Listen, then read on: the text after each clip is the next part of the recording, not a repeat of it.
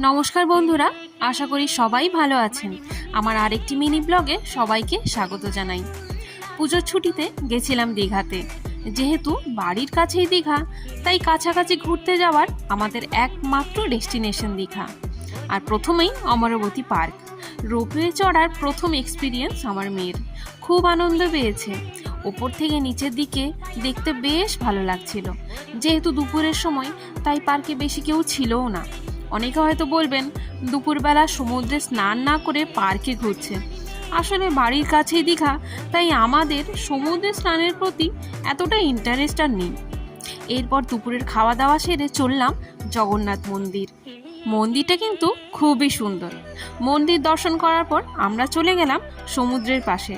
আর সমুদ্রের ধারে বসে চা খেতে বেশ ভালোই লাগে। আর ওই যে আমার পার্টনার।